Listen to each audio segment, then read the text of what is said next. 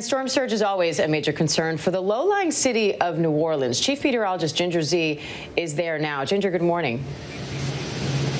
Hey, good morning to you, Diane. There's some good news that we're going to move to the east and get to Mississippi, because I do think that that's who's going to take the brunt of the surge and the heavy rain, which could top out around 2 feet. So I want to take you to the map now and just show you what we have and the timing of this. Sally should become a hurricane tonight.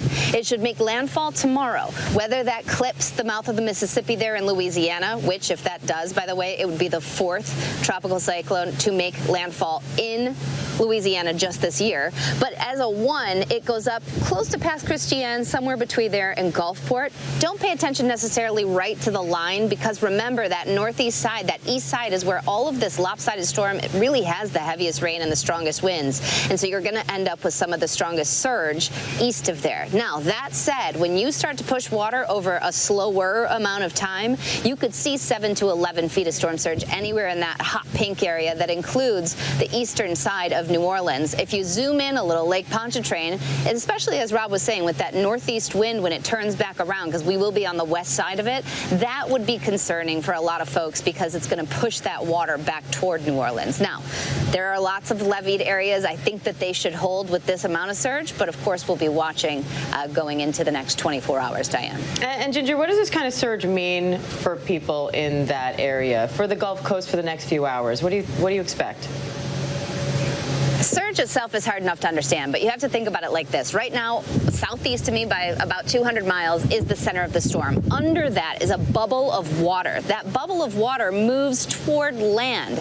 And what's going to happen here, especially along the Gulf Coast, it's very different than how we have set up, say, on the East Coast. The East Coast looks like this. The continental shelf, or that right off the beach, kind of falls off like a cliff. That cliff, when you've got a bubble of water coming at you, will act as a wall and kind of deflect some of it or absorb some of it before it gets inland, and it kind of makes you not have it go as far inland. Whereas on the Gulf Coast, so if you're here in New Orleans or you're somewhere near Mississippi and Alabama, you have a much less steep, right? So it's not a cliff, it's more of this gradual incline, and that allows that bubble of water up and over and into the land much farther. And that's why we start to talk about inland potential for storm surge by 10, sometimes 30 miles. And that's why it's such a different setup here along the Gulf Coast. And I know that you saw our drone camera.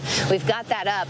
People talk about New Orleans being a bowl, and they say, why did they settle a city underwater, under sea level? Well, they didn't. And that's something that I was learning just yesterday, Diane, is that this city was the mouth of the Mississippi. It's very low, of course, but it's the way that humans, that we manipulated and settled on the Mississippi and moved that river and took away land that absorbs. It kind of acts as speed bumps. So we've kind of done ourselves not such a great favor changing the delta. Right, and now we built up those levees and hoping to stave off some of that, and I know that they, as Rob showed us, improved them dramatically after Katrina, so a lot of people hoping that those levees can withstand this storm and many more going forward.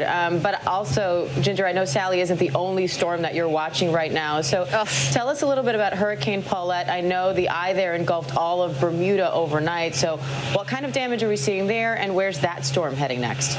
The Atlantic has had 5 tropical storms right now, 5 plus, the most we've seen in nearly 50 years, and one of them, Paulette. That hurricane made its way over Bermuda. This satellite image is just frightening. I mean, to be able to zoom in this morning and see the island of Bermuda through the eye of the hurricane, that's not great news. Once they get communication, I'm sure we're going to see a lot more of the images of the impacts there. Good news, though, is that Paulette turns away from land. So aside from some, higher surf along the East Coast, you will not see that making its way there. We are just, as Rob had mentioned, midway, just past climatological peak, and that's what the Atlantic looks like. You also have Teddy now, which could impact Bermuda again, and then we're watching Tropical Depression 21. So we'll keep on all of these. I have a feeling I'll be not home a lot in the next couple of weeks, Diane. Keeping you busy. Your boys will miss you. We miss you here too, Ginger, but I know you're doing important work to warn people to take these storms seriously, and we've already seen how important those warnings are. So thank you, Ginger. Hi everyone, George Stephanopoulos here. Thanks for checking out the ABC News YouTube channel. If you'd like to get more videos, show highlights, and watch live event coverage, click on the right over here to subscribe to our channel, and don't forget to download the ABC News app for breaking news alerts. Thanks for watching.